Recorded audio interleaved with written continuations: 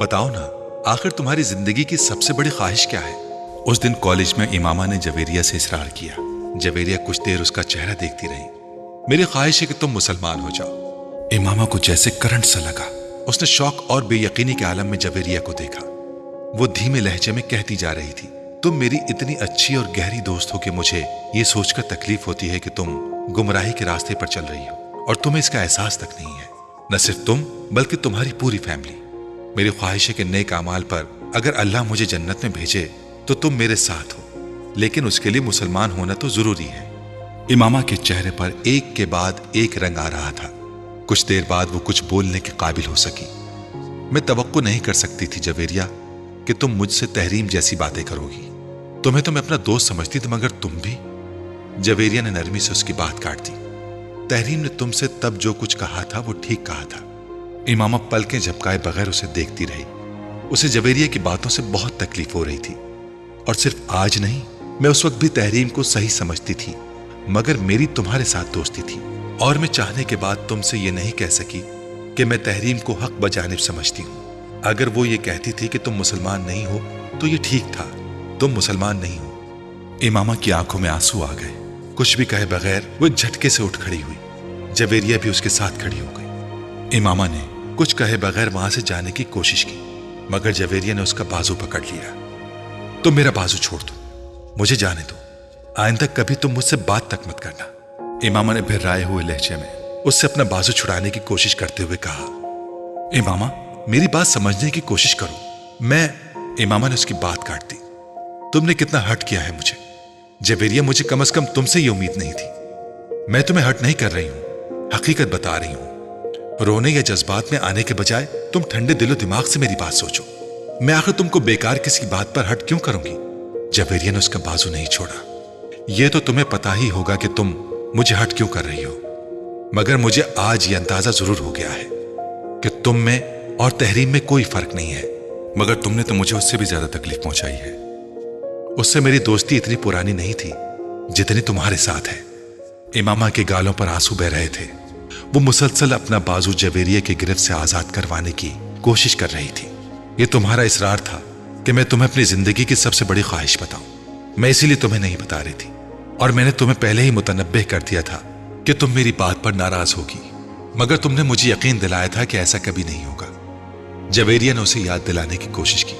मुझे अगर यह पता होता कि तुम मेरे साथ इस तरह की बात करोगी तो मैं कभी भी तुमसे तुम्हारी जिंदगी की सबसे बड़ी ख्वाहिश जानने पर इसरार न करती।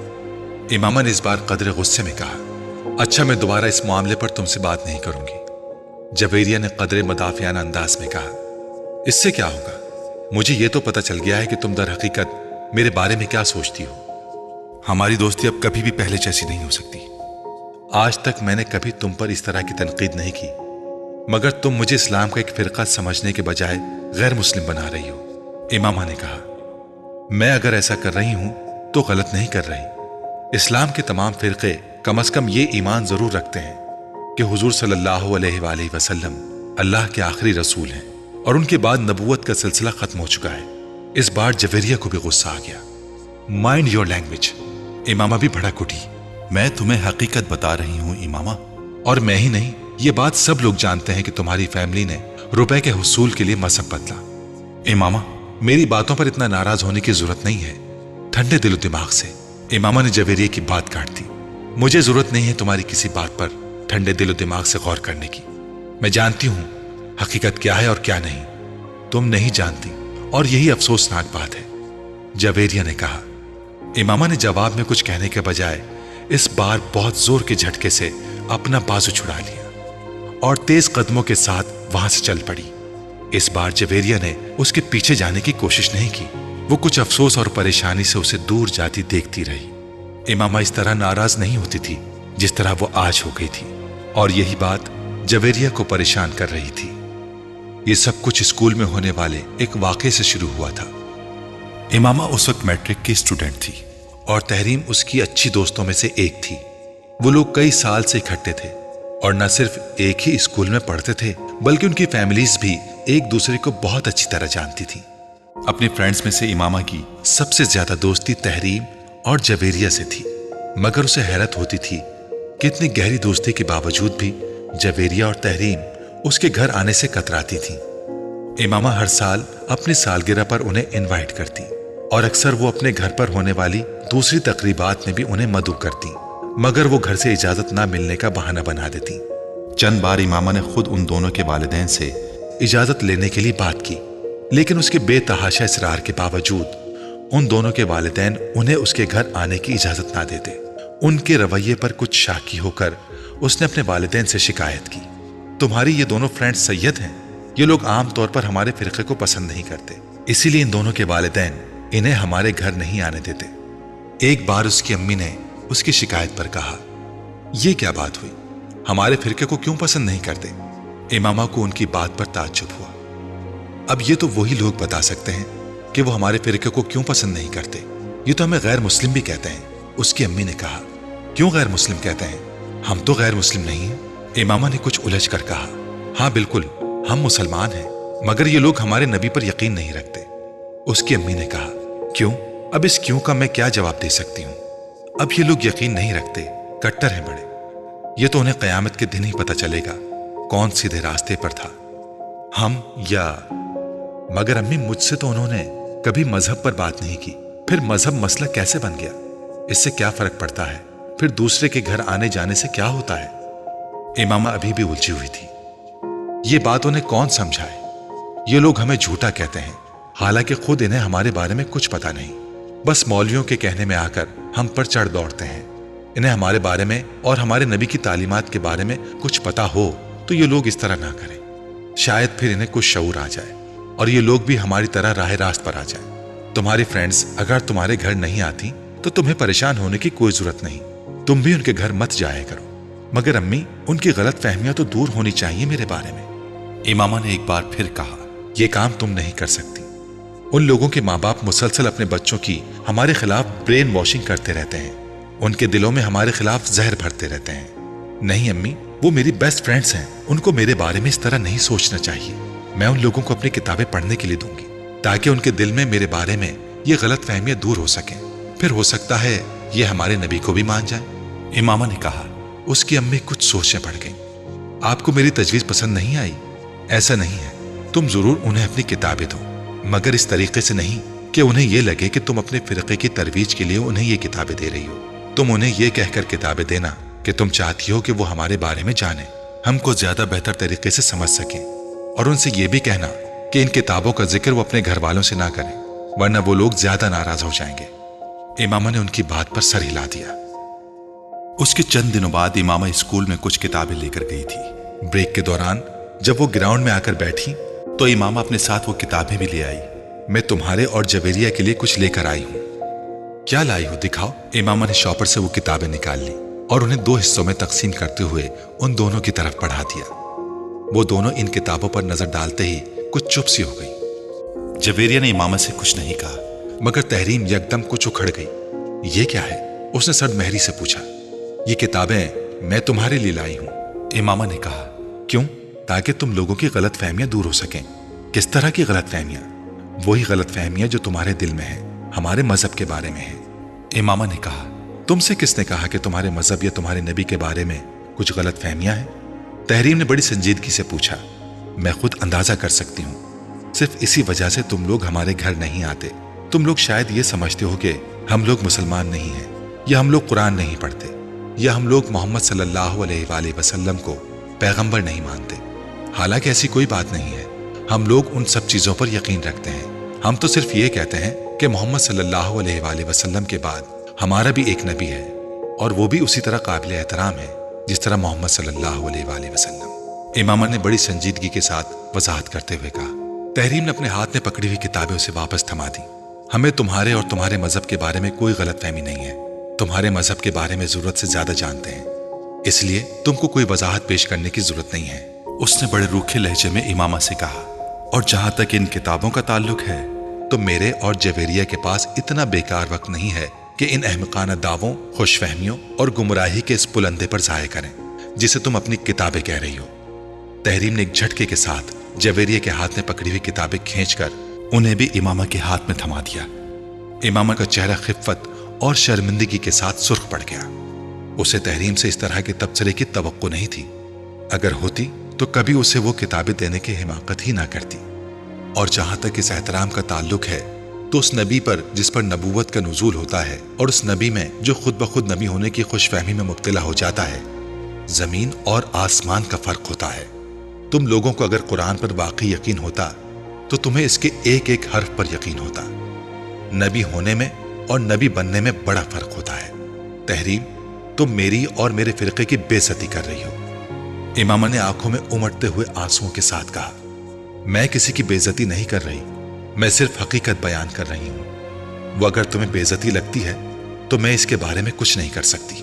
تحریم نے دو ٹوک انداز میں کہا، روزے رکھنے اور بھوکے رہنے میں بڑا فرق ہوتا ہے، قرآن پڑھنے اور اس پر ایمان لانے میں بڑا فرق ہوتا ہے۔ بہت سارے عیسائی اور ہندو بھی اسلام کے بارے میں جاننے کے لیے قرآن پڑھتے ہیں، تو کیا انہیں مسلمان مان لیا جاتا ہے؟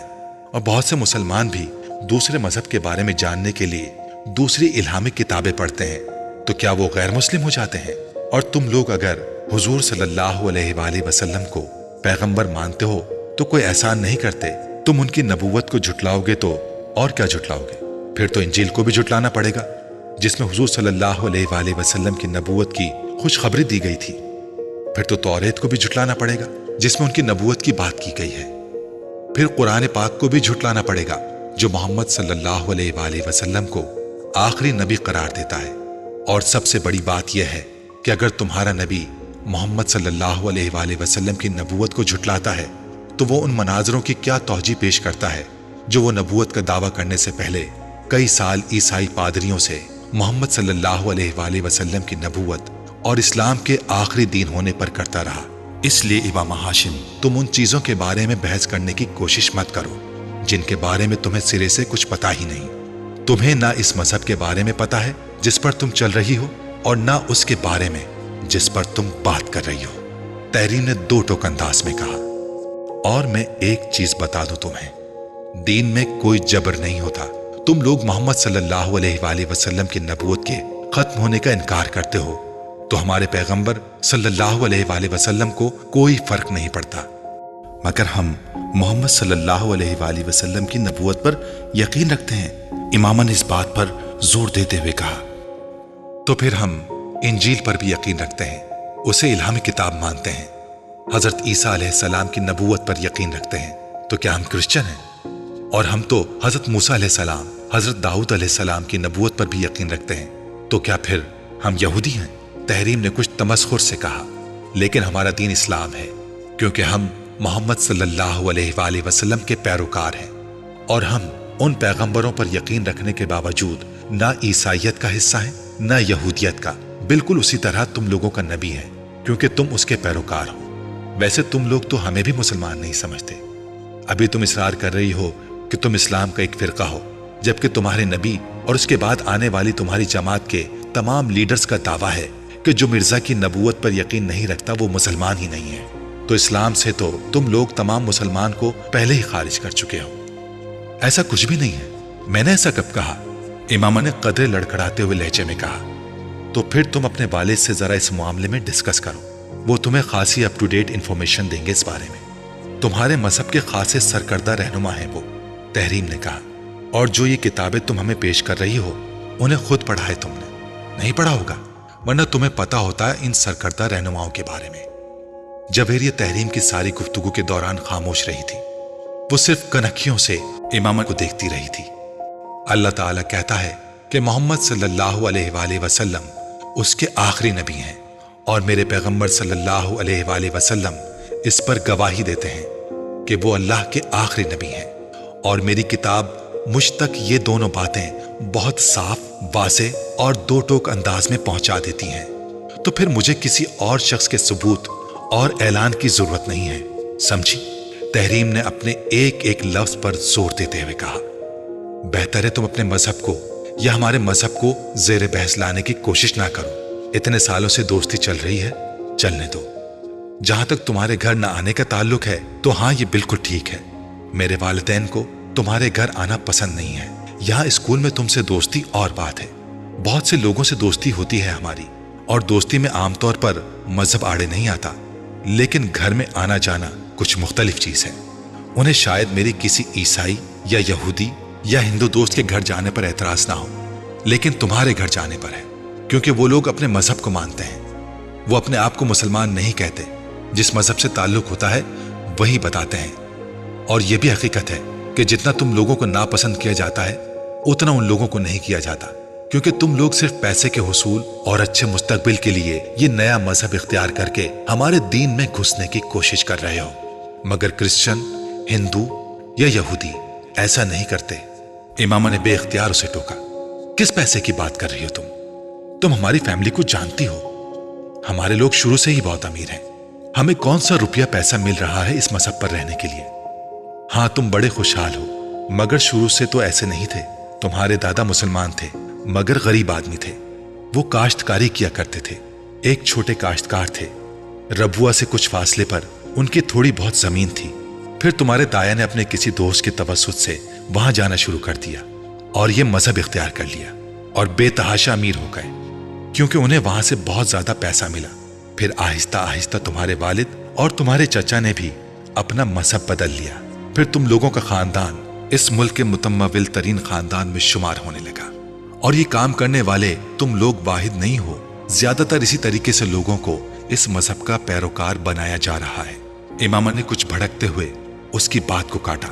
तुम झूठ बोल रही हो। तुम्हें यकीन नहीं आ रहा तो तुम अपने घर वालों से पूछ लेना कि इस कदर दौलत किस तरह आई उनके पास और अभी भी किस तरह आ रही है। तुम्हारे वालिद इस मजहब की तबलीग करते हैं। हर साल लाखों डॉलर्स आते हैं उन्हें गैर मुल्की मिशंस और एनजीओ से।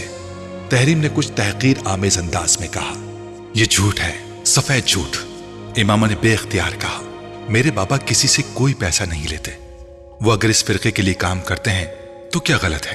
क्या दूसरे फिरकों के लिए काम नहीं किया जाता? दूसरे फिरकों के भी तो उलमा होते हैं या ऐसे लोग जो उन्हें सपोर्ट करते हैं। दूसरे फिरकों को यूरोपीय मिशन से रुपया नहीं मिलता। मेरे बाबा को कहीं से भी कुछ नहीं मिलता। इमामा ने एक बार फिर कहा।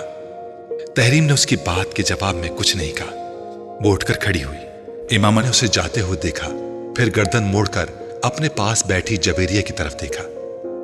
क्या तुम भी मेरे बारे में ऐसा ही सोचती हो? तहरीम ने गुस्से में आकर तुमसे ये सब कुछ कहा है, तुम इसकी बातों को बुरा मत मानो। जवेरिया ने उसे तसल्ली देने की कोशिश की। तुम इन सब बातों को छोड़ो, आओ क्लास में चलते हैं, ब्रेक खत्म होने वाली है। जवेरिया ने कहा तो वो उठ खड़ी हो गई। उस दिन वो घर वापस आकर अपने कमरे में बंद होकर रोती रही। तहरीम की बातों ने उसे वाकई बहुत दिल बर्दाश्ता और मायूस किया था। हाशिम मुबीन उस दिन शाम को ही ऑफिस से घर वापस आ गए। वापस आने पर उन्हें सलमा से पता चला कि इमामा की तबीयत खराब है। वो उसका हाल अहवाल पूछने उसके कमरे में चले आए। इमामा की आंखें सूजी हुई थी। हाशिम मुबीन हैरान रह गए। क्या बात है इमामा? उन्होंने इमामा के करीब आकर पूछा। वो उठकर बैठ गई और कुछ बहाना करने के बजाय बेइख्तियार रोने लगी। हाशिम कुछ परेशान होकर उसके करीब बेड पर बैठ गए। क्या हुआ इमामा? तहरीम ने आज स्कूल में मुझसे बहुत बदतमीजी की है, उसने रोते हुए कहा। हाशिम मुबीन ने बेइख्तियार एक इत्मीनान भरी सांस ली। फिर कोई झगड़ा हुआ है तुम लोगों में? बाबा, आपको नहीं पता उसने मेरे साथ क्या किया है। इमामा ने बाप को मुतमईन होते हुए देखकर कहा। बाबा, उसने वो बाप को तहरीम के साथ होने वाली तमाम गुफ्तगू बताती गई। हाशिम मुबीन के चेहरे की रंगत बदलने लगी।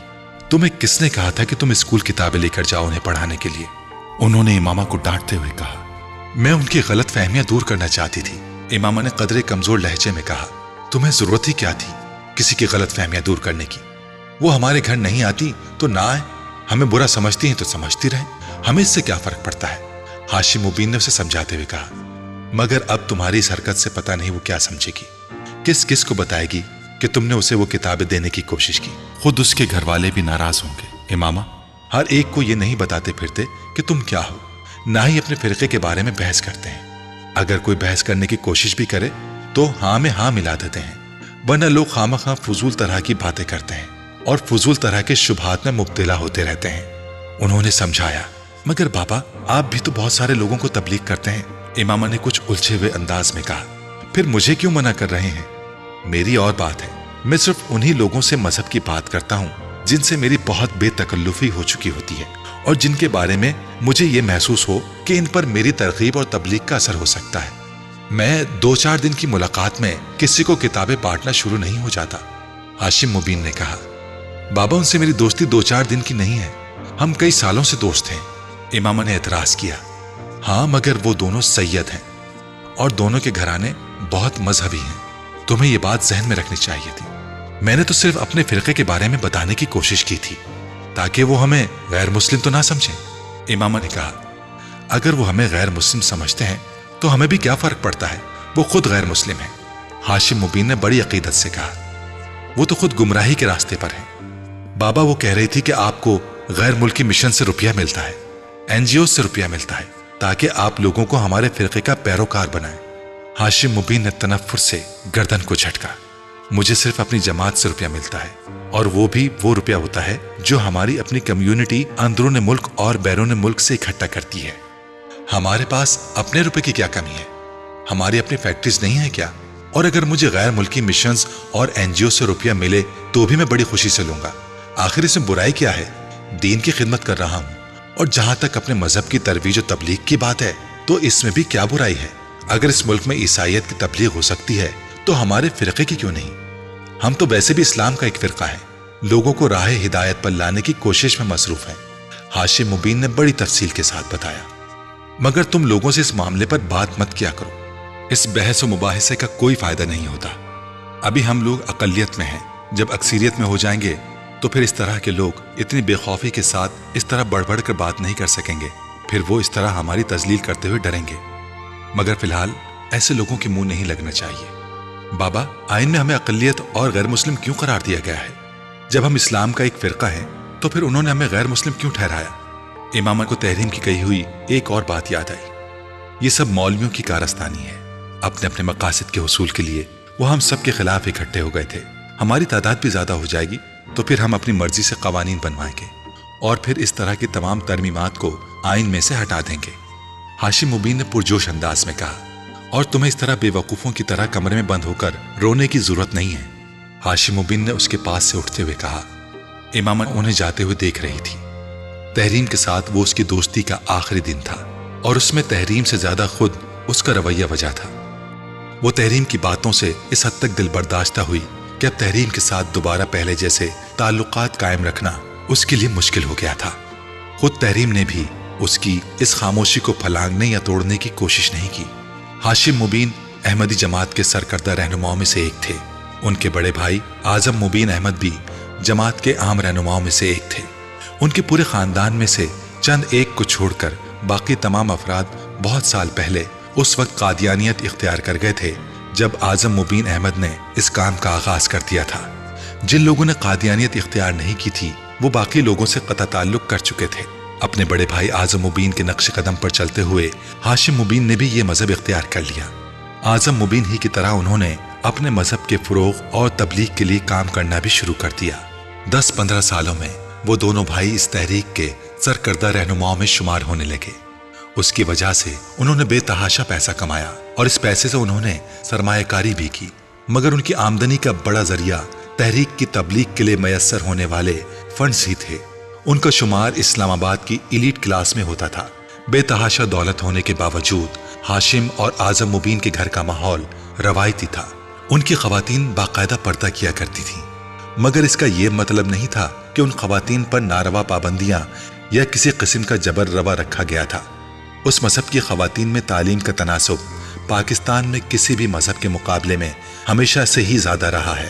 ان لوگوں نے اعلیٰ تعلیم بھی معروف اداروں سے حاصل کی ہے۔ امامہ بھی اس قسم کے ماحول میں پلی بڑھی تھی۔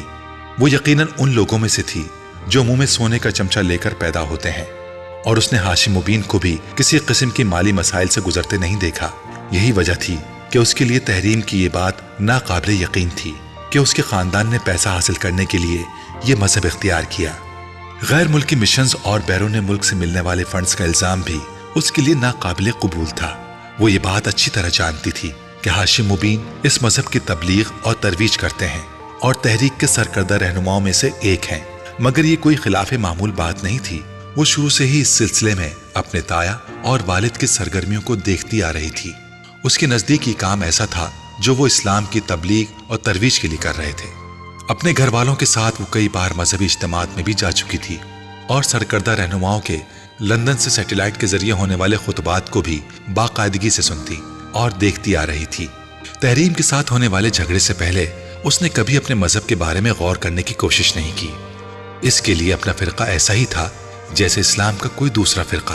اس کی برین واشنگ بھی اسی طرح کی گئی تھی کہ وہ سمجھتی تھی کہ صرف وہی سیدھے راستے پر ہے، بلکہ وہی جنت میں جائیں گے۔ اگرچہ گھر میں بہت شروع میں ہی اسے باقی بہن بھائیوں کے ساتھ یہ نصیحت کر دی گئی تھی کہ وہ بلا وجہ لوگوں کو یہ نہ بتائیں کہ وہ دراصل کیا ہے۔ اسکول میں تعلیم کے دوران ہی وہ یہ بھی جان گئی تھی کہ 1974 میں انہیں پارلیمنٹ نے ایک غیر مسلم اقلیت قرار دیا تھا۔ وہ سمجھتی تھی کہ یہ مذہبی داؤ میں آ کر کیا جانے والا ایک سیاسی فیصلہ ہے، مگر تحریم کے ساتھ ہونے والے جھگڑے نے اسے اپنے مذہب کے بارے میں غور کرنے اور سوچنے پر مجبور کر دیا تھا۔ تحریم سے ہونے والے جھگڑے کے بعد ایک تبدیلی جو اس میں آئی وہ اپنے مذہب کا مطالعہ تھی۔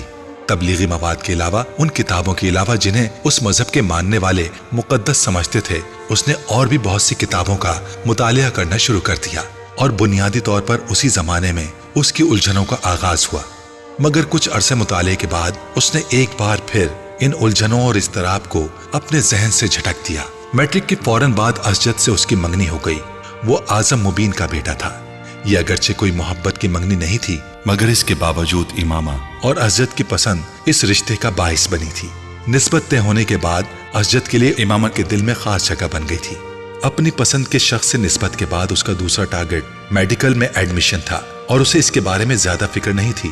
وہ جانتی تھی کہ اس کے باپ کی پہنچ اتنی ہے کہ اگر وہ میرٹ پر نہ بھی ہوئی تب بھی وہ اسے میڈیکل کالج میں داخل کروا سکتے ہیں، اور اگر یہ ممکن نہ ہوتا تو بھی وہ بیرون ملک جا کر میڈیکل کی تعلیم حاصل کر سکتی تھی۔ تم پچھلے دنوں سے بہت پریشان ہو، کوئی پرابلم ہے؟ وسیم نے اس رات امامہ سے پوچھا۔ وہ پچھلے کچھ دنوں سے بہت زیادہ خاموش اور الجھی نظر آ رہی تھی۔ نہیں، ایسی تو کوئی بات نہیں ہے، تمہارا وہم ہے۔ امامہ نے مسکرانے کی کوشش کی۔ خیر، وہم تو نہیں، کوئی نہ کوئی بات ہے ضرور، تم بتانا نہیں چاہتی تو اور بات ہے۔ وسیم نے سر جھٹکتے ہوئے کہا۔ وہ امامہ کے ڈبل بیڈ پر اس سے کچھ فاصلے پر لیٹا ہوا تھا۔ وہ اپنی فائل میں رکھے نوٹس الٹ پلٹ کر رہی تھی۔ وسیم کچھ دیر اس کے جواب کا انتظار کرتا رہا، پھر اس نے ایک بار پھر اسے مخاطب کیا۔ میں نے ٹھیک کہا نا، تم بتانا نہیں چاہتی؟ ہاں، میں فی الحال بتانا نہیں چاہتی۔ امامہ نے ایک گہرا سانس لے کر اعتراف کیا۔ بتا دو، ہو سکتا ہے میں تمہاری مدد کر سکوں۔ وسیم نے اسے اکسایا۔ وسیم، میں تمہیں خود بتا دوں گی، مگر فی الحال نہیں، اور اگر مجھے مدد کی ضرورت ہوگی تو میں خود تم سے کہوں گی۔ اس نے اپنی فائل بند کرتے ہوئے کہا۔ ٹھیک ہے، جیسے تمہاری مرضی، میں تو صرف تمہاری مدد کرنا چاہتا تھا۔ وہ بیڈ سے اٹھ گیا۔ وسیم کا اندازہ بالکل ٹھیک تھا۔ وہ واقعی جویریہ کے ساتھ اس دن ہونے والے جھگڑے کے بعد سے پریشان تھی۔ اگرچہ جویریہ نے اگلے دن اس سے معذرت کر لی تھی، مگر اس کی الجھن اور اضطراب میں کوئی کمی نہیں آئی تھی۔ جویریہ کی باتوں نے اسے بہت پریشان کر دیا تھا۔ 1.5 سال پہلے تحریم کے ساتھ ہونے والا جھگڑا اسے ایک بار پھر یاد آنے لگا تھا، اور اس کے ساتھ ہی اپنے مذہب کے بارے میں ابھرنے والے سوالات اور الجھنیں بھی، جو اس نے اپنے مذہب کا تفصیلی مطالعہ کرنے کے بعد اپنے ذہن میں محسوس کی تھیں۔ جویریہ نے کہا تھا، میری زندگی کی سب سے بڑی خواہش یہ ہے کہ کاش تم مسلمان ہوتی۔ وہ عجیب سی بے یقینی میں مبتلا ہو گئی تھی۔ کیا میں مسلمان نہیں ہوں؟ کیا میری بہترین دوست بھی مجھے مسلمان نہیں مانتی؟ کیا یہ سب کچھ صرف ایک پروپیگنڈے کی وجہ سے ہے جو ہمارے بارے میں کیا جاتا ہے؟ آخر ہمارے ہی بارے میں کیوں یہ سب کچھ کہا جاتا ہے؟ کیا ہم لوگ واقعی کوئی غلط کام کر رہے ہیں، کسی غلط عقیدے کو اختیار کر بیٹھے ہیں؟ مگر یہ کیسا ہو سکتا ہے؟ آخر میرے گھر والے ایسا کیوں کریں گے، اور پھر ہماری ساری کمیونٹی ایسا کیوں کرے گی؟ اور شاید ان سوالوں سے نجات پانے کی ایک کوشش تھی کہ ایک ہفتے بعد اس نے ایک بہت بڑے عالم دین کی قرآن پاک کی تفسیر خریدی۔ وہ جاننا چاہتی تھی کہ ان کے بارے میں دوسرے فریق کا موقف کیا ہے۔ قرآن پاک کا ترجمہ وہ اس سے پہلے بھی پڑھ رہی تھی، مگر وہ تحریف شدہ حالت میں تھا۔ اسے اس سے پہلے اس بات کا یقین نہیں تھا کہ جو قرآن پاک وہ پڑھتے ہیں اس میں کئی جگہوں پر کچھ تبدیلیاں کی گئی ہیں، مگر اس مشہور عالم دین کی تفسیر پڑھنے کے دوران اسے ان تبدیلیوں کے بارے میں معلوم ہو گیا جو ان کے اپنے قرآن میں موجود تھیں۔ اس نے یہ کے بعد دیگر مختلف فرقوں کے اداروں میں شائع ہونے والے قرآن پاک کے نسخوں کو دیکھا۔ ان میں سے کسی میں بھی وہ تبدیلیاں نہیں تھیں جو خود ان کے قرآن میں موجود تھیں، جبکہ مختلف فرقوں کی تفاسیر میں بہت زیادہ فرق تھا۔ جوں جوں وہ اپنے مذہب اور اسلام کا تقابلی مطالعہ کر رہی تھی، اس کی پریشانی میں اضافہ ہو رہا تھا۔ ہر تفسیر آخری نبی پیغمبر اسلام صلی اللہ علیہ وآلہ وسلم کو ہی ٹھہرایا گیا تھا۔ کہیں بھی کسی ذلی یا امتی نبی کا کوئی ڈھکا چھپا اشارہ بھی موجود نہیں تھا۔ मसीही मौत की हकीकत भी उसके सामने आ गई थी। अपने मजहबी रहनुमा की झूठी पेशगोइयों में और हकीकत में होने वाले वाकयात का तजाद उसे और भी ज्यादा चुभने लगा था। उसके मजहबी रहनुमा ने नबूवत का दावा करने से पहले जिन पैगंबर के बारे में सबसे ज्यादा गैर मुहज़्ज़ब जबान इस्तेमाल की थी वो खुद हजरत ईसा अलैहिस्सलाम ही थे, और बाद में नबूवत का झूठा दावा करने से पहले ये भी कहा था कि हजरत ईसा अलैहिस्सलाम की रूह का हुलूल उनके अंदर गया हुआ है। और अगर इस दावे की सच्चाई को मान भी लिया जाता तो हजरत ईसा अलैहिस्सलाम अपने दोबारा नुज़ूल के बाद 40 साल तक जिंदा रहते, और फिर जब उनका इंतकाल हुआ तो इस्लाम पूरी दुनिया पर गलबा पा चुका होता। मगर उन रहनुमा की वफात के वक्त दुनिया में इस्लाम का गलबा तो एक तरफ, खुद हिंदुस्तान में मुसलमान आजादी जैसी नेमत के लिए तरस रहे थे। इमाम को अपने मजहबी रहनुमा के गुफ्तगू के इस अंदाज पर भी ताज्जुब होता जो उसने अपनी मुख्तलिफ किताबों में अपने मुखालिफिन या दूसरे अंबिया किराम के लिए इख्तियार किया था। क्या कोई नबी इस तरह की जबान इस्तेमाल कर सकता था जिस तरह उस नबूवत के दावा करने वाले ने की थी? बहुत गैर महसूस अंदाज में उसका दिल अपने मजहबी लिटरेचर और मुकद्दस किताबों से उचाट होने लगा था। पहले जैसा एतकाद और यकीन तो एक तरफ, उसे सिरे से उनकी सदाकत पर शुबा होने लगा था। उसने जवेरिया से यह जिक्र नहीं किया था कि वो अब अपने मजहब से हटकर दूसरी किताबों को पढ़ने लगी थी। उसके घर में भी किसी को यह अंदाजा नहीं हुआ कि वो किस किस्म की किताबें घर में पढ़ रही थी। उसने अपने कमरे में बहुत हिफाजत से छुपा कर रखा हुआ था। सिर्फ एक दिन ऐसा हुआ कि वसीम उसके कमरे में आकर उसकी किताबों में से कोई किताब ढूंढने लगा। वसीम के हाथ सबसे पहले कुरान पाक की वही तफसीर लगी थी और वो जैसे दम बखुद रह गया था। ये क्या है इमामा? उसने मुड़कर ताज्जुब से पूछा। इमामा ने सर उठाकर उसे देखा और धक से रह गई। ये कुरान पाक की तफसीर है। उसने यकदम अपनी जबान में होने वाली लड़खड़ाहट पर काबू पाते हुए कहा, मैं जानता हूं, मगर ये यहाँ क्या कर रही है? क्या तुम इसे खरीद कर लाई हो? वसीम ने बड़ी संजीदगी के साथ पूछा। हाँ, मैं इसे खरीद कर लाई हूं, मगर तुम इतना परेशान क्यों हो रहे हो? बाबा को पता चलेगा तो वो कितना गुस्सा करेंगे, तुम्हें अंदाजा है? हाँ, मुझे अंदाजा है, मगर मुझे ये इतनी काबिल एतराज बात नजर नहीं आती। आखिर तुम्हें इस किताब की जरूरत क्यों पड़ी? वसीम ने किताब वहीं रख दी। क्योंकि मैं जानना चाहती हूं कि दूसरे अकायद के लोग आखिर कुरान पाक की क्या तफसीर कर रहे हैं। हमारे बारे में कुरान के हवाले से उनका नुक्ता नजर क्या है? इमामा ने संजीदगी से कहा। वसीम पलकें झुकाए बगैर उसे देखता रहा। तुम्हारा दिमाग ठीक है? मेरा दिमाग बिल्कुल ठीक है, इमामा ने पुरसुकून अंदाज में कहा। क्या बुराई है अगर मैं दूसरे मजाहिब के बारे में जानूं और उनके कुरान पाक की तफसीर पढ़ूं? हमें इसकी जरूरत नहीं है, वसीम ने नाराजगी से कहा। तुम्हें जरूरत नहीं होगी, मुझे जरूरत है, इमामा ने दो टोक अंदाज में कहा। मैं आंखें बंद करके किसी भी चीज पर यकीन करने के कायल नहीं हूं, उसने वाज़े अल्फाज में कहा। तो ये तफसीर पढ़कर तुम्हारे शुबहात दूर हो गए हैं? वसीम ने तंज़े लहजे में पूछा। इमामा ने सर उठाकर उसे देखा। पहले मुझे अपने एतकाद के बारे में शुबा नहीं था, अब है। वसीम उसकी बात पर भड़क उठा। देखा, इस तरह की किताबें पढ़ने से यही होता है। मैं इसीलिए तुमसे कह रहा हूं कि तुम्हें इस तरह की किताबें पढ़ने की कोई जरूरत नहीं है। हमारे लिए हमारी किताबें ही काफी हैं। मैंने इतनी तफासीर देखी हैं, कुरान पाक के इतने तर्जुमे देखे हैं। हैरानी की बात है वसीम, कहीं भी हमारे नबी का जिक्र नहीं है। हर तफसीर में अहमद से मुराद मोहम्मद सल्लल्लाहु अलैहि वसल्लम को ही लिया जाता है, हमारे नबी को नहीं। और अगर कहीं हमारे नबी का जिक्र है भी तो नबूवत के एक झूठे दावेदार के तौर पर, इमामा ने उलझे हुए अंदाज में कहा। ये लोग हमारे बारे में ऐसी बातें नहीं करेंगे तो और कौन करेगा? हमारे नबी की नबूवत को मान लेंगे तो हमारा और उनका इख्तिलाफ तो खत्म ही हो जाएगा। ये कभी अपनी तफासीर में सच शाये नहीं करेंगे, वसीम ने तलखी से कहा। और जो हमारी तफसीर है, क्या हमने सच लिखा है इसमें? क्या मतलब? वसीम ठटका। हमारे नबी दूसरे पैगंबरों के बारे में गलत जबान क्यों इस्तेमाल करते हैं? वो उन लोगों के बारे में अपनी बात करते हैं जो उन पर ईमान नहीं लाए। वसीम ने कहा। जो ईमान नहीं लाए, क्या उसे गालियां देनी चाहिए? हाँ, गुस्से का इजहार तो किसी न किसी सूरत में होता है, वसीम ने कंधे झटकते हुए कहा। गुस्से का इजहार या बेबसी का? इमाम के जुमले पर वो दम बखुद उसे देखने लगा। जब हजरत ईसा अलैहिस्सलाम पर लोग ईमान नहीं लाए तो उन्होंने लोगों को गालियां तो नहीं दी। हजरत मोहम्मद सल्लल्लाहु अलैहि वसल्लम पर लोग ईमान नहीं लाए थे तो उन्होंने भी किसी को गालियां नहीं दी। मोहम्मद सल्लल्लाहु अलैहि वसल्लम ने तो उन लोगों के लिए भी दुआ की जिन्होंने उन्हें पत्थर मारे। जो वही कुरान पाक की सूरत में हजरत मोहम्मद सल्लल्लाहु अलैहि वसल्लम पर नाजिल हुई है, उसमें कोई गाली नहीं मिलती। और जिस मजमुए को हमारे नबी अपने ऊपर नाजिल शुदा सहीफा कहते हैं, वो गालियों से भरा हुआ है। इमामा, ہر انسان کا مزاج دوسرے سے مختلف ہوتا ہے، ہر انسان الگ طرح سے ری ایکٹ کرتا ہے۔ وسیم نے تیزی سے کہا۔ امامہ نے قائل نہ ہونے والے انداز میں سر ہلایا۔ میں ہر انسان کی بات نہیں کر رہی ہوں، میں نبی کی بات کر رہی ہوں۔ جو شخص اپنے غصے پر قابو نہیں رکھ سکتا وہ نبوت کا دعویٰ کیسے کر سکتا ہے؟ جس شخص کی زبان سے گالیاں نکلتی ہوں اس کی زبان سے حق و صداقت کی بات نکل سکتی ہے؟ وسیم، مجھے اپنے مذہب اور عقیدے کے بارے میں الجھن سی ہے۔ وہ ایک لمحے کے لیے رکی۔ میں نے اتنی تفاسیر میں اگر کسی امتی نبی کا ذکر پایا ہے تو وہ حضرت عیسیٰ علیہ السلام ہے، اور میں نہیں سمجھتی کہ ہمارے نبی حضرت عیسیٰ علیہ السلام یا مسیحی موعود ہیں۔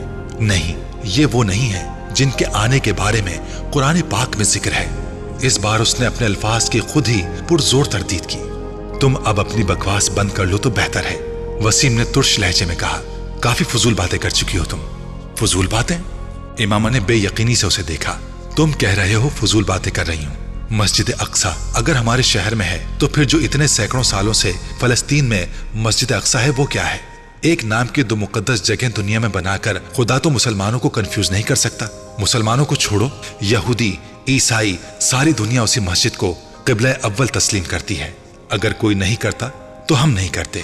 یہ عجیب بات نہیں ہے؟ امامہ، میں ان تمام معاملات پر تم سے بحث نہیں کر سکتا۔ بہتر ہے تم اس مسئلے کو بابا سے ڈسکس کرو، وسیم نے اکتا کر کہا۔ ویسے تم غلطی کر رہی ہو اس طرح کی فضول بحث شروع کر کے۔ میں بابا کو تمہاری یہ ساری باتیں بتاؤں گا، اور یہ بھی کہ تم آج کل کیا پڑھ رہی ہو، وسیم نے جاتے جاتے دھمکانے والے انداز میں کہا۔ وہ کچھ سوچ کر الجھے ہوئے انداز میں اپنے ہونٹ کاٹنے لگی۔ وسیم کچھ دیر ناراضی کا اظہار کر کے کمرے سے باہر چلا گیا۔ وہ کمرے میں ٹہلنے لگی۔ وہ ہاشم مبین سے ڈرتی تھی اور جانتی تھی کہ وسیم ان سے اس بات کا ذکر ضرور کرے گا۔ وہ ان کے رد عمل سے خوفزدہ تھی۔ وسیم نے ہاشم مبین کو امامہ کے ساتھ ہونے والی بحث کے بارے میں بتا دیا تھا، مگر اس نے بہت سی ایسی باتوں کو سینسر کر دیا تھا جس پر ہاشم مبین کے بھڑک اٹھنے کا امکان تھا۔ اس کے باوجود ہاشم مبین دم بخود رہ گئے تھے، یوں جیسے انہیں سانپ سونگھ گیا ہو۔ یہ سب تم سے امامہ نے کہا ہے؟ ایک لمبی خاموشی کے بعد انہوں نے وسیم سے پوچھا۔ اس نے اسبات میں سر ہلا دیا۔ اسے بلا کر لاؤ۔ وسیم کچھ جھجکتے ہوئے ان کے کمرے سے نکل گیا۔ امامہ کو خود بلا کر لانے کے بجائے اس نے ملازم کے ہاتھ پیغام بھجوا دیا اور خود اپنے کمرے میں چلا گیا۔ وہ امامہ اور ہاشم مبین کی گفتگو کے دوران موجود رہنا نہیں چاہتا تھا۔ ہاشم مبین کے کمرے کے دروازے پر دستک دے کر وہ اندر داخل ہوئی تو اس وقت ہاشم اور ان کی بیگم بالکل خاموش بیٹھے تھے۔ ہاشم مبین نے اسے جن نظروں سے دیکھا تھا اس کے جسم کی لرزش میں کچھ اور اضافہ کر دیا۔ بابا، آپ نے مجھے بلوایا تھا؟ کوشش کے باوجود وہ روانی سے بات نہیں کہہ سکی۔ ہاں، میں نے بلوایا تھا۔ وسیم سے کیا بکواس کی تھی تم نے؟ ہاشم مبین نے بلا تمہید بلند آواز میں اس سے پوچھا۔ وہ اپنے ہونٹوں پر زبان پھیر کر رہ گئی۔ کیا پوچھ رہا ہوں تم سے؟ وہ ایک بار پھر دھاڑے۔ شرم سے ڈوب مرنا چاہیے تمہیں۔ خود گناہ کرتی ہو اور اپنے ساتھ ہمیں بھی گناہ گار بناتی ہو۔ امامہ کی آنکھوں میں آنسو آ گئے۔ تمہیں اپنی اولاد کہتے ہوئے مجھے شرم آ رہی ہے۔ کون سی کتابیں لائی ہو تم؟ وہ مشتعل ہو گئے تھے۔ جہاں سے کتابیں لے کر آئی ہو کل تک وہیں دے آؤ، ورنہ میں انہیں اٹھا کر پھینک دوں گا باہر۔ جی بابا، اس نے اپنے آنسو پوچھتے ہوئے صرف اتنا ہی کہا۔ اور آج کے بعد اگر تم نے جویریہ کے ساتھ میل جول رکھا تو میں تمہارا کالج جانا بند کر دوں گا۔ بابا، جویریہ نے مجھ سے کچھ نہیں کہا، اس کو تو کچھ پتا ہی نہیں ہے۔ اس بار امامہ نے قدرے مضبوط آواز میں احتجاج کیا۔ تو پھر اور کون ہے جو تمہارے دماغ میں یہ خناس بھر رہا ہے؟ وہ بری طرح چلائے۔ میں خود ہی۔ امامہ نے کچھ کہنے کی کوشش کی۔ ہو کیا تم؟ اپنی عمر دیکھو اور چلی ہو عقیدے جانچنے، اپنے نبی کی نبوت کو پرکھنے۔ ہاشم مبین کا پارا پھر ہائی ہو گیا۔ اپنے باپ کی شکل دیکھو جس نے ساری عمر تبلیغ میں گزار دی۔ کیا میں عقل کا اندھا ہوں یا پھر تم مجھ سے زیادہ عقل رکھتی ہو؟ جمعہ 4 دن ہوئے ہیں تمہیں پیدا ہوئے اور تم چل پڑی ہو اپنی نبی کی نبوت کو ثابت کرنے۔ ہاشم مبین اب اٹھ کر کھڑے ہو گئے۔ تم منہ میں سونے کا چمچ لے کر اس نبی کی وجہ سے پیدا ہوئی ہو جس کی نبوت کو آج تم جانچنے بیٹھ گئی ہو۔ وہ نہ ہوتا تو سڑک پر دھکے کھا رہا ہوتا ہمارا سارا خاندان، اور تم اس قدر احسان فراموش اور بے ضمیر ہو چکی ہو کہ جس تھالی میں کھاتی ہو اسی میں چھید کرتی ہو۔ ہاشم مبین کی آواز پھٹ رہی تھی۔ امامہ کی آنکھوں سے بہنے والے آنسوں کی رفتار میں اور اضافہ ہو گیا۔ بند کرو یہ پڑھنا لکھنا اور گھر بیٹھو۔ تم یہ تعلیم حاصل کر رہی ہو جو تمہیں گمراہی کی طرف لے جا رہی ہے۔ ان کے اگلے جملے پر امامہ کی سٹی گم ہو گئی۔ اس کے وہم و گمان میں بھی نہ تھا کہ وہ اسے گھر بٹھانے کی بات کریں گے۔ बाबा, आई एम सॉरी। उनके एक जुमले ने उसे घुटने टेकने पर मजबूर कर दिया था। मुझे तुम्हारी किसी एक्सक्यूज की जरूरत नहीं है, बस कह दिया है घर बैठो तो घर बैठो। बाबा, मेरा ये तो मतलब नहीं था। पता नहीं वसीम उसने आपसे किस तरह बात की है। उसके आंसू और तेजी से बहने लगे। फिर भी मैं आपसे कह रही हूं कि आइंदा ऐसा कुछ नहीं पढ़ूंगी, ना ही ऐसी कोई बात करूंगी, प्लीज बाबा। उसने मिन्नत की। उन माजरतों का सिलसिला वहीं खत्म नहीं हुआ था। अगले कई दिन तक वो हाशिम मुबीन से माफी मांगती रही और फिर तकरीबन एक हफ्ते बाद वो नर्म पड़ गए थे। उन्होंने उसे कॉलेज जाने की इजाजत दे दी थी, मगर उस एक हफ्ते में वो अपने पूरे घर की लानत और मलामत का शिकार रही। हाशिम मुबीन ने उसे सख्त किस्म की तंबीह के बाद कॉलेज जाने की इजाजत दी थी, मगर उसे एक हफ्ते के दौरान उन लोगों के रवैये ने उसे अपने अकीदे से मजीद मुतनफ्फिर किया था। उसने उन किताबों को पढ़ने का सिलसिला रोका नहीं था। बस फर्क ये था, पहले वो उन्हें घर ले आती थी और अब वो उन्हें कॉलेज की लाइब्रेरी में पढ़ लिया करती थी। एफएससी में मेरिट लिस्ट पर आने के बाद उसने मेडिकल कॉलेज में एडमिशन ले लिया था। जवेरिया को भी उसी कॉलेज में एडमिशन मिल गया था। उनकी दोस्ती में अब पहले से ज्यादा मजबूती आ गई थी। उसकी बुनियादी वजह इमामा के जहन में आने वाली तब्दीली थी। सबीहा से इमामा की पहली मुलाकात इत्तफाकन हुई थी। जवेरिया की एक कजन सबीहा की क्लास फेलो थी। उसी के तवस्सुत से इमामा की उससे शनासाई हुई। वो एक मजहबी जमात की स्टूडेंट विंग से मुंसलिक थी। हफ्ते में एक बार वो क्लासरूम में इस्लाम से मुताल्लिक किसी न किसी मौजू पर लेक्चर दिया करती थी। 40-50 के लगभग लड़कियां उस लेक्चर को अटेंड किया करती थीं। सबीहा ने उस दिन उनसे मुतारिफ होने के बाद उन्हें भी इस लेक्चर के लिए इनवाइट किया। वो चारों ही वहां मौजूद थीं। मैं तो जरूर आऊंगी, कम से कम मेरी शिरकत के बारे में आप तसल्ली रखें, जवेरिया ने सबीहा की दावत के जवाब में कहा। मैं कोशिश करूंगी, वादा नहीं कर सकती, राबिया ने कुछ झेपी हुई मुस्कुराहट के साथ कहा। मेरा आना जरा मुश्किल है क्योंकि मैं उस दिन कुछ मसरूफ रहूंगी, ज़ैनब ने माजरत करते हुए कहा। सबीहा मुस्कुराते हुए इमामा को देखने लगी जो अब तक खामोश थी। इमामा का रंग कुछ फक हो गया। और आप आएंगी? इमामा की नजरें जवेरिया से मिली जो उसे ही देख रही थी। वैसे इस बार किस मौजू पर करेंगी आप? इससे पहले कि इमामा कुछ कहती, जवेरिया ने सबीहा की तवज्जो अपनी तरफ मबजूल करा ली। शायद ऐसा उसने दानिस्ता तौर पर किया था। इस बार असराफ के बारे में बात होगी। इस एक आदत की वजह से हमारा मुआशरा कितनी तेजी से ज़वाल पजीर हो रहा है और उसके सद्देबाब के लिए क्या क्या किया जा सकता है, इसी मौजू पर गुफ्तगू होगी। सबीहा ने जवेरिया को तफसील से बताया। आपने बताया नहीं इमामा, आप आ रही हैं? जवेरिया से बात करते करते सबीहा एक बार फिर इमामा की तरफ मुतवज्जे हो गई। इमामा का रंग एक बार फिर बदला। मैं देखूंगी, उसने झिझकते हुए कहा। मुझे खुशी होगी अगर जवेरिया के साथ आप तीनों भी आएं। अपने दीन की बुनियादी तालीमात के बारे में हमें रोज नहीं तो कभी कभार कुछ इल्म हासिल करने की कोशिश करनी चाहिए। सिर्फ मैं ही लेक्चर नहीं देती हूँ, हम जितने लोग भी इकट्ठे होते हैं उनमें से कोई भी इस मौजू पर गुफ्तगू करने के लिए आज़ाद होता है जिसे हमने मुंतखब किया होता है। और अगर आप में से कोई भी खास मौजू के हवाले से बात करना या कुछ बताना चाहें तो हम लोग भी उसे अरेंज कर सकते हैं। सबीहा बड़ी सहूलत से बात कर रही थी। फिर कुछ देर बाद जवेरिया और उसकी कजन के हमरा उनके कमरे से बाहर चली गई। कॉरिडोर में सबीहा ने जवेरिया से कहा, आप कम से कम इमामा को तो साथ ले आए। मुझे लगा है कि वो आना चाह रही हैं। उसका अकीदा बिल्कुल अलग है, वो कभी ऐसी महफिलों में शिरकत नहीं करेगी, जवेरिया ने संजीदगी से उसे बताया। सबीहा कुछ हैरान हुई। आपको चाहिए कि आप उन्हें इस्लाम का मुतालिया करने की दावत दें। हो सकता है इस तरह वो सही और गलत का फर्क कर सकें। सबीहा ने चलते हुए कहा, मैं एक बार ऐसी कोशिश कर चुकी हूँ। वो बहुत नाराज हो गई थी और मैं नहीं चाहती कि हम दोनों की इतनी लंबी दोस्ती इस तरह खत्म हो। जवेरिया ने कहा, अच्छे दोस्त वही होते हैं जो एक दूसरे को गुमराही से बचाएं और आप पर भी फर्ज है कि आप ऐसा ही करें। सबीहा ने कहा, वो ठीक है, मगर कोई बात सुनने पर तैयार ना हो तो तब भी सही बात कहते रहना फर्ज है। हो सकता है कोई दूसरा आपकी बात पर गौर करने पर मजबूर हो जाए। सबीहा अपनी जगह दुरुस्त थी, इसलिए वो मुस्कुरा कर रह गई। तुम जाओगे उसका लेक्चर सुनने? सबीहा के निकलने के बाद ज़ैनब ने राबिया से पूछा।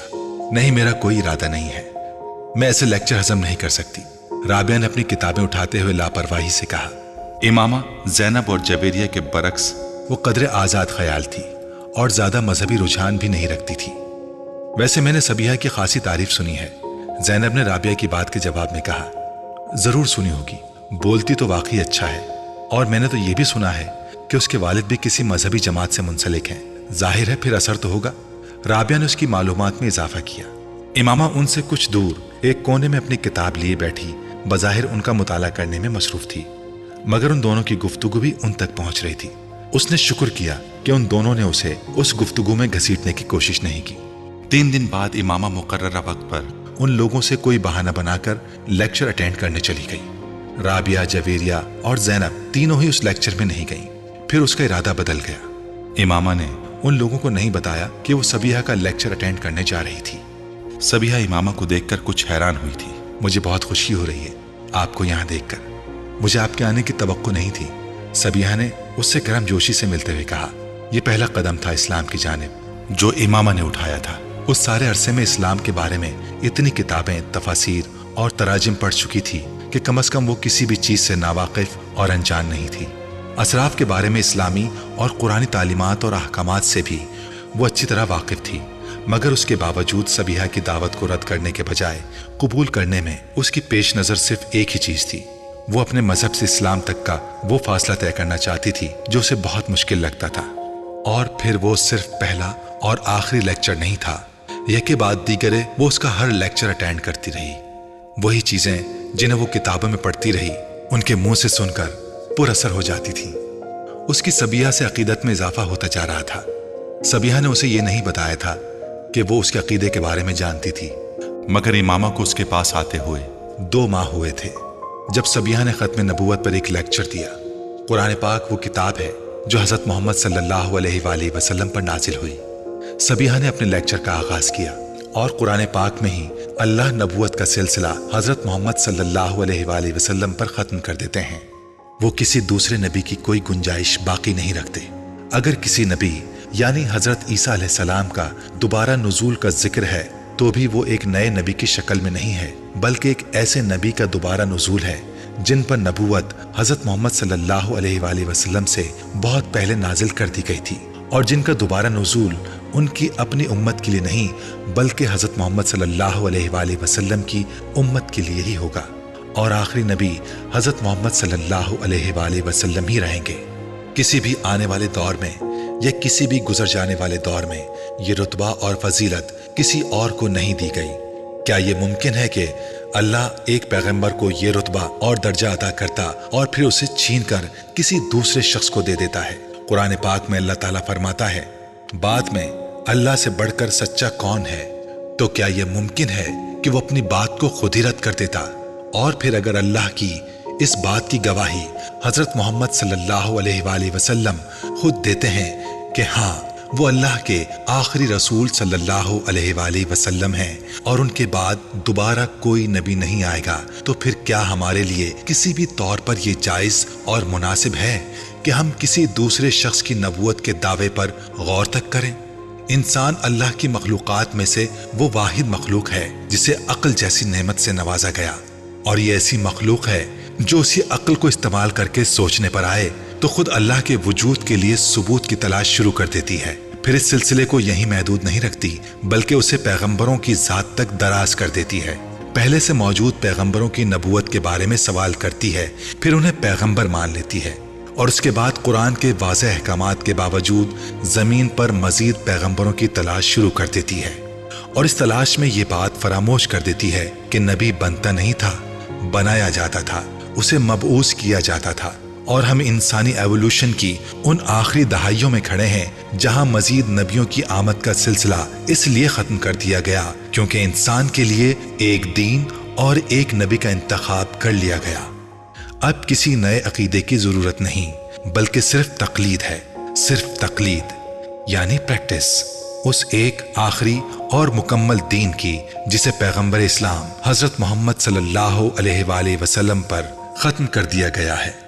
اب وہ ہر شخص خسارے میں رہے گا جو دین کی رسی کو مضبوطی سے تھامنے کے بجائے تفرقے کی راہ اختیار کرے گا۔ اگر ہماری اعلیٰ تعلیم اور ہمارا شعور ہمیں دین کے بارے میں صحیح اور غلط کی تمیز نہیں دے سکتے تو پھر ہم میں اور اس جانور میں کوئی فرق نہیں جو سبز تازہ گھاس کے ایک گھٹے کے پیچھے کہیں بھی جا سکتا ہے، اس بات کی پرواہ کیے بغیر کہ اس کا ریوڑ کہاں ہے۔ 40 منٹ کے اس لیکچر میں سبیحہ نے کسی اور غلط عقیدے یا فرقے کا ذکر بھی نہیں کیا تھا۔ اس نے جو کچھ کہا تھا بالواسطہ کہا تھا، صرف ایک چیز بلا واسطہ کہی تھی، اور وہ حضرت محمد صلی اللہ علیہ وآلہ وسلم کی ختم نبوت کا اقرار تھا۔ اللہ کے آخری پیغمبر حضرت محمد صلی اللہ علیہ وآلہ وسلم تھے، جنہوں نے 1400 سال پہلے مدینہ میں وفات پائی۔ 1400 سال پہلے مسلمان ایک امت کے طور پر اسی ایک شخص کے سائے میں کھڑے ہیں۔ 1400 سال بعد بھی ہمارے لیے وہ ایک آخری نبی صلی اللہ علیہ وآلہ وسلم ہیں، جن کے بعد کوئی دوسرا نبی بھیجا گیا نہ بھیجا جائے گا۔ اور ہر وہ شخص جو کسی دوسرے شخص میں کسی دوسرے نبی کا عکس تلاش کرنے کی کوشش کرتا ہے، اسے ایک بار اپنے ایمان کا از سر نو جائزہ لینا چاہیے۔ شاید ہی کوشش اسے اس عذاب سے بچا دے جس میں وہ اپنے آپ کو مبتلا کرنے کی کوشش کر رہا ہے۔ امامہ ہر لیکچر کے بعد سبیحہ سے مل کر جایا کرتی تھی۔ اس لیکچر کے بعد وہ سبیحہ سے نہیں ملی۔ ایک لمحے بعد وہاں رکے بغیر وہ وہاں سے چلی گئی۔ عجیب سے ذہنی انتشار میں مبتلا ہو کر وہ کالج سے باہر نکل کر پیدل چلتی رہی۔ کچھ دیر فٹ پاتھ پر چلتی رہی اور اس نے کتنی سڑکیں عبور کی اسے اندازہ نہیں ہوا۔ کسی معمول کی طرح چلتے ہوئے وہ فٹ پاتھ سے نیچے نہر کے کنارے بنی ہوئی ایک بینچ پر جا کر بیٹھ گئی۔ سورج غروب ہونے والا تھا اور اوپر سڑک پر گاڑیوں کے شور میں اضافہ ہو گیا تھا۔ وہ چپ چاپ نہر کے بہتے ہوئے پانی کو دیکھ رہی تھی۔ ایک لمبی خاموشی کے بعد اس نے بڑبڑاتے ہوئے خود سے پوچھا، آخر میں کیا کر رہی ہوں اپنے ساتھ؟ کیوں اپنے آپ کو الجھا رہی ہوں؟ آخر کس یقین کی کھوج میں سرکردہ ہوں اور کیوں؟ میں ان سب کے لیے تو یہاں لاہور نہیں آئی، میں تو یہاں ڈاکٹر بننے آئی ہوں۔ مجھے آئی اسپیشلسٹ بننا ہے۔ پیغمبر پیغمبر پیغمبر، میرے لیے ہر چیز وہاں کیوں ختم ہو جاتی ہے؟ اس نے اپنے دونوں ہاتھوں سے اپنا چہرہ ڈھانپ لیا۔ مجھے اس سب سے نجات حاصل کرنی ہے۔ میں اس طرح اپنی اسٹڈیز پر کبھی توجہ نہیں دے سکتی۔ مذہب اور عقیدہ میرا مسئلہ نہیں ہونا چاہیے۔ صحیح یا غلط جو میرے بڑوں نے دیا وہی ٹھیک ہے۔ میں اب سبیحہ کے پاس نہیں جاؤں گی۔ میں مذہب یا پیغمبر کے بارے میں کبھی نہیں سوچوں گی، کبھی بھی نہیں۔ وہاں بیٹھے بیٹھے اس نے طے کیا تھا۔ رات کو 8 بجے وہ واپس آئی تو جویریہ اور رابعہ کچھ فکر مند سی تھیں، بس ایسے ہی مارکیٹ چلی گئی تھی۔ اس نے ستے ہوئے چہرے کے ساتھ انہیں بتایا، ارے امامہ، تم تو بہت عرصے بعد آئی ہو نا، آخر آنا کیوں چھوڑ دیا تم نے؟ بہت دنوں بعد ایک بار پھر سبیحہ کے پاس پہنچ گئی۔ سبیحہ کا لیکچر شروع ہونے والا تھا۔ مجھے آپ سے کچھ بات کرنی ہے، آپ اپنا لیکچر ختم کر لیں، میں باہر بیٹھ کر آپ کا انتظار کر رہی ہوں۔ امامہ نے اس کی بات کا جواب دینے کے بجائے اس سے کہا۔ ٹھیک 45 منٹ کے بعد جب سبیحہ اپنا لیکچر ختم کرنے کے بعد باہر نکلی تو اس نے امامہ کو باہر کوریڈور میں ٹہلتے پایا۔ وہ سبیحہ کے ساتھ دوبارہ اسی کمرے میں آن بیٹھی جو اب خالی تھا۔ سبیحہ خاموشی سے اس کی طرف سے بات شروع کرنے کا انتظار کرتی رہی۔ امامہ چند لمحے کسی سوچ میں ڈوبی رہی، پھر اس نے سبیحہ سے کہا، آپ کو پتا ہے میں کس مذہب سے ہوں؟ ہاں میں جانتی ہوں، جویریہ نے مجھے بتایا تھا۔ سبیحہ نے پرسکون انداز میں کہا، میں آپ کو بتا نہیں سکتی کہ میں کس حد تک فرسٹریٹڈ ہوں۔ میرا دل چاہتا ہے کہ میں دنیا چھوڑ کر کہیں بھاگ جاؤں۔ اس نے کچھ دیر بعد سبیحہ سے کہنا شروع کیا، میں اس نے ان دونوں ہاتھوں سے اپنا سر پکڑ لیا۔ مجھے پتا ہے کہ اس نے ایک بار پھر اپنی ادھوری بات چھوڑ دی۔ پھر خاموشی۔ مگر میں اپنا مذہب نہیں چھوڑ سکتی، میں تباہ ہو جاؤں گی، میرے ماں باپ مجھے مار ڈالیں گے، میرا کریئر، میرے خواب، سب کچھ ختم ہو جائے گا۔ میں نے تو سرے سے عبادت کرنا تک چھوڑ دی ہے، مگر پھر بھی پتہ نہیں کیوں مجھے سکون نہیں مل رہا ہے۔ آپ میری صورتحال کو سمجھیں، مجھے لگ رہا ہے یہ سب کچھ غلط ہے اور صحیح کیا ہے مجھے نہیں معلوم۔ امامہ تم اسلام قبول کر لو۔ سبیحہ نے اس کی بات کے جواب میں صرف ایک جملہ کہا، یہ میں نہیں کر سکتی۔ میں آپ کو بتا رہی ہوں میں کتنے مسائل کا شکار ہو جاؤں گی، تو پھر میرے پاس کس لیے آئی ہو؟ سبیحہ نے اسی پرسکون انداز میں کہا۔ وہ اس کا منہ دیکھنے لگی، پھر اس نے بے بسی سے کہا، پتہ نہیں میں آپ کے پاس کس لیے آئی ہوں، تم صرف یہی جملہ سننے آئی ہو جو میں نے تم سے کہا ہے۔ میں تمہیں کوئی دلیل نہیں دوں گی کیونکہ تمہیں کسی سوال کے جواب کی تلاش نہیں ہے۔ ہر سوال کا جواب تمہارے اندر موجود ہے، تم سب جانتی ہو، بس تمہیں اقرار کرنا ہے۔ ایسا ہی ہے نا؟ امامہ کی آنکھوں میں آنسو تیرنے لگے۔ مجھے لگ رہا ہے کہ میرے پاؤں زمین سے اکھڑ چکے ہیں، میں جیسے خلا میں سفر کر رہی ہوں، اس نے بھرائی ہوئی آواز میں کہا۔ سبیحہ نے اس کی بات کا جواب نہیں دیا، وہ بسم اللہ پڑھ رہی تھی۔ امامہ گیلی آنکھوں کے ساتھ اس کا چہرہ دیکھنے لگی۔ کہیں کچھ بھی نظر نہیں آتا سبیحہ، کچھ بھی نہیں۔ اس نے اپنے ہاتھوں کی پشت سے اپنے آنسوں کو صاف کیا۔ لا الہ الا اللہ۔ سبیحہ کے لب آہستہ آہستہ ہلنے لگے۔ امامہ دونوں ہاتھوں سے چہرہ ڈھانپ کر بچوں کی طرح پھوٹ پھوٹ کر رونے لگی، اور وہ روتے ہوئے سبیحہ کے پیچھے کلمے کے الفاظ دہرا رہی تھی، محمد الرسول اللہ، इमामा ने अगले अल्फाज दोहराए। उसकी आवाज फिर आ गई। इमामा की समझ नहीं आ रहा था उसे इतना रोना क्यों आ रहा था। उसे कोई पछतावा, कोई अफसोस नहीं था, मगर फिर भी उसे अपने आंसुओं पर काबू पाना मुश्किल हो रहा था। बहुत देर तक रोते रहने के बाद उसने जब सर उठाया तो सबिया उसके पास बैठी हुई थी। इमामा गीले चेहरे के साथ उसे देखकर मुस्कुरा दी। राबिया और जवेरिया एक दूसरे का मुंह देख रही थीं और इमामा अपने पांव के अंगूठे के साथ फर्श को रगड़ते हुए किसी सोच में डूबी हुई थी। तुम्हें यह सब कुछ हमें पहले ही बता देना चाहिए था। जवेरिया ने एक तवील वक्फे के बाद उस खामोशी को तोड़ा।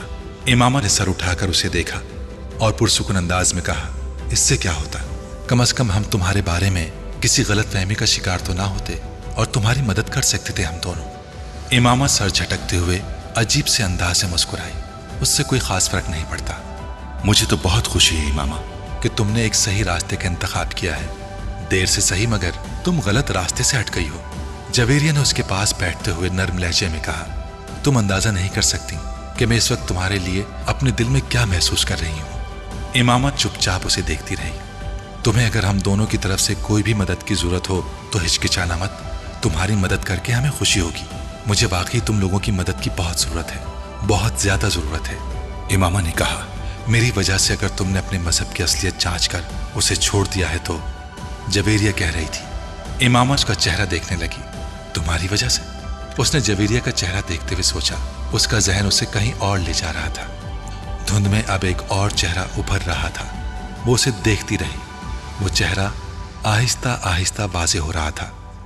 ज़ेरे आब उभरने वाले किसी नक्श की तरह चेहरा अब वाज़ेह हो गया था। इमामा मुस्कुराई। वो उस चेहरे को पहचान सकती थी। उसने उस चेहरे के होंठों को हिलते देखा। आहिस्ता आहिस्ता वो आवाज सुन सकती थी। वो आवाज सुन रही थी, कतरा मांगे जो तो उसे दरिया दे दे, मुझको कुछ और न दे, अपनी तमन्ना दे दे। मैं सिर्फ ये चाहती हूं कि तुम लोग किसी को कुछ ना बताओ, ज़ैनब को भी नहीं। अपने सर को झटकते हुए उसने जवेरिया और राबिया से कहा था। उन दोनों ने असबात में सर हिला दिया। कुछ नहीं मांगता शाहों से ये शदा तेरा, इसकी दौलत है फकत नक्शे कफे पा तेरा। पूरे कद से मैं खड़ा हूं तो ये तेरा है करम, मुझको झुकने नहीं देता सहारा तेरा। लोग कहते हैं कि साया तेरे पैकर का न था, मैं तो कहता हूं जहां भर पे है साया तेरा। वो उस आवाज को पहचानती थी। ये जलालुन नसर की आवाज थी। इमामा को मेडिकल कॉलेज में चंद रोज हुए थे जब एक वीकेंड पर इस्लामाबाद आने के बाद उसने रात को ज़ैनब के घर लाहौर फोन किया। बेटा, मैं ज़ैनब को बुलाती हूं, तुम होल्ड रखो। ज़ैनब की अम्मी फोन रखकर चली गई। वो रिसीवर कान से लगाए इंतजार करने लगी। कुछ नहीं मांगता शाहों से ये शदा तेरा, इसकी दौलत है फकत नक्शे कफे पा तेरा। मर्दाना आवाज में फोन पर सुनाई देने वाली वो नात इमामा ने पहले भी सुनी थी, मगर उस वक्त जो कोई भी उसे पढ़ रहा था वो कमाल जज्ब से उसे पढ़ रहा था। पूरे कद से खड़ा हूं तो ये तेरा है करम, मुझको झुकने नहीं देता सहारा तेरा। उसे अंदाजा नहीं था कि किसी मर्द की आवाज इतनी खूबसूरत हो सकती है, इस कदर खूबसूरत कि पूरी दुनिया उसकी आवाज की कैद में लगे। इमामा ने अपना सांस रोक लिया। शायद वो सांस लेना भूल गई। लोग कहते हैं कि साया तेरे पैकर का न था, मैं कहता हूं जहां भर पे है साया तेरा। इंसान की जिंदगी में कुछ साहतें साद होती हैं, शब कदर की रात में आने वाली उस सादे साद की तरह जिसे बहुत से लोग गुजर जाने देते हैं, सिर्फ चंद उस साद के इंतजार में हाथ उठाए और झोली फैलाए बैठे होते हैं। उस साद के इंतजार में जो चलते पानी को रोक दे और रुके हुए पानी को रवा कर दे, जो दिल से निकलने वाली दुआ को लबों तक आने से पहले मुकद्दर बना दे। इमाम हाशिम की जिंदगी में वो सादे साद शब कदर की किसी रात को नहीं आई थी। ना उसने इस सादे साद के लिए हाथ उठाए थे, ना झोली फैलाई थी। फिर भी उसने जमीन और आसमान की गर्दिश को कुछ देर के लिए थमे देखा था। पूरी कायनात को एक गुंबदे बेदर्द में बदलते देखा था, जिसके अंदर बस एक ही आवाज गूंज रही थी, दस्तगीरी मेरी तन्हाई की तूने ही तो की, मैं तो मर जाता अगर साथ ना होता तेरा। وہ اندھیروں سے بھی درانہ گزر جاتے ہیں جن کے ماتھے پہ چمکتا ہے ستارہ تیرا۔ آواز بہت صاف اور واضح تھی۔ امامہ بت کی طرح ریسیور ہاتھ میں لیے بیٹھی رہی۔ ہیلو امامہ۔ دوسری طرف زینب کی آواز گونجی۔ وہ آواز میں گم ہو گئی۔ چند لمحوں کے لیے زمین کی رکی ہوئی گردش دوبارہ بحال ہو گئی۔ ہیلو امامہ، آواز سن رہی ہو میری؟ وہ ایک جھٹکے سے ہوش کی دنیا میں واپس آئی۔ ہاں میں سن رہی ہوں۔ میں نے سوچا لائن کٹ گئی۔ دوسری طرف سے زینب نے کچھ مطمئن ہوتے ہوئے کہا۔ امامہ اگلے چند منٹ میں اس سے بات کرتی رہی، مگر اس کا دل و دماغ کہیں اور تھا۔